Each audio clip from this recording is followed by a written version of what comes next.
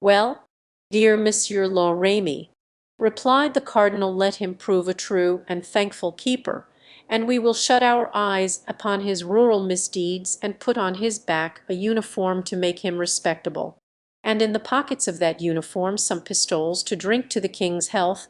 Mazarin was large in promises, quite unlike the virtuous Monsieur Grimaud so bepraised by La Ramee, for he said nothing and did much. It was now 9 o'clock. The cardinal, therefore, got up, perfumed himself, dressed, and went to the queen to tell her what had detained him.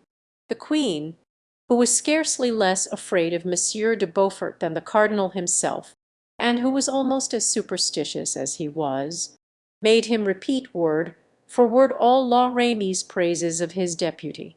Then, when the cardinal had ended, "Alas, sir, why have we not a Grimaud near every prince?" "Patience," replied Mazarin, with his Italian smile. "Well, in the meantime, I shall still take precautions." And he wrote to D'Artagnan to hasten his return. Chapter XVII. Duc de Beaufort amused his leisure hours in the donjon of Vincennes. The captive who was the source of so much alarm to the cardinal, and whose means of escape disturbed the repose of the whole court, was wholly unconscious of the terror he caused at the Palais Royal. He had found himself so strictly guarded that he soon perceived the fruitlessness of any attempt at escape. His vengeance, therefore, consisted in coining curses on the head of Mazarin. He even tried to make some verses on him, but soon gave up the attempt, for Monsieur de Beaufort had not only not received from heaven the gift of versifying, he had the greatest difficulty in expressing himself in prose. The duke was the grandson of Henry IV, and Gabrielle d'Estrées as good-natured, as brave, as proud, and above all, as Gascon as his ancestor, but less elaborately educated. After having been for some time after the death of Louis XIII, the favourite, the confidant, the first man, in short, at the court, he had been obliged to yield his place to Mazarin, and so became the second in influence and favour, and eventually, as he was stupid enough to be vexed at this change of position, the queen had had him arrested and sent to Vincennes in charge of Gutton, who made his appearance in these pages in the beginning of this history, and whom we shall see again. It is understood, of course, that when we say the queen, Mazarin is meant. During the 5 years of this seclusion, which would have improved and matured the intellect of any other man, M. de Beaufort, had he not affected to brave the cardinal, despise princes, and walk alone without adherents or disciples, would either have regained his liberty or made partisans. But these considerations never occurred to the duke, and every day the cardinal received fresh accounts of him which were as unpleasant as possible to the minister. After having failed in poetry, Monsieur de Beaufort tried drawing.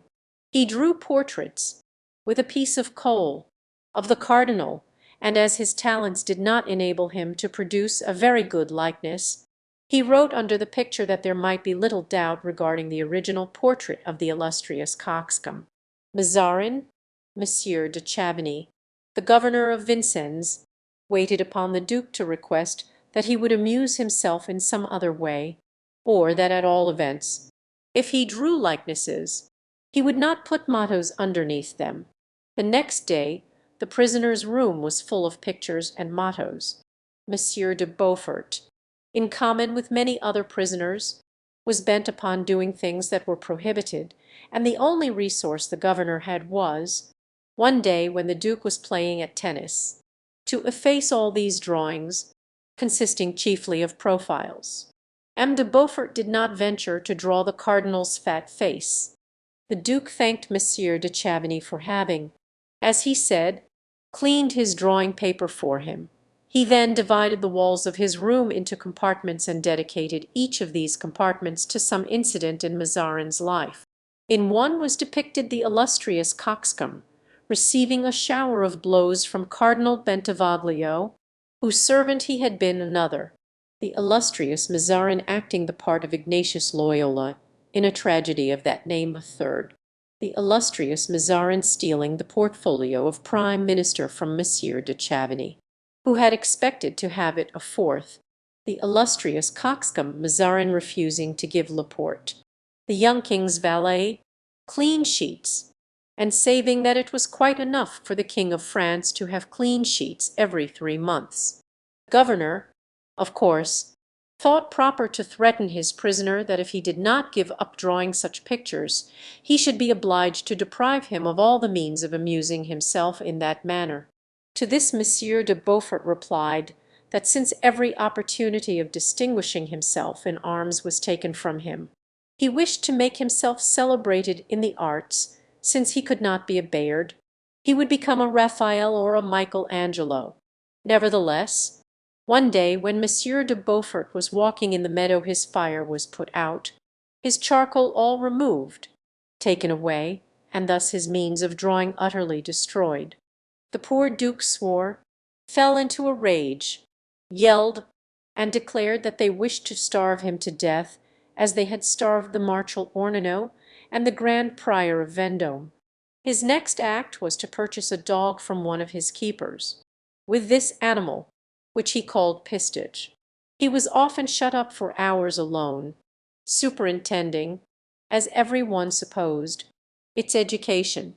At last, when Pistage was sufficiently well trained, Monsieur de Beaufort invited the governor and officers of Vincennes to attend a representation which he was going to have in his apartment.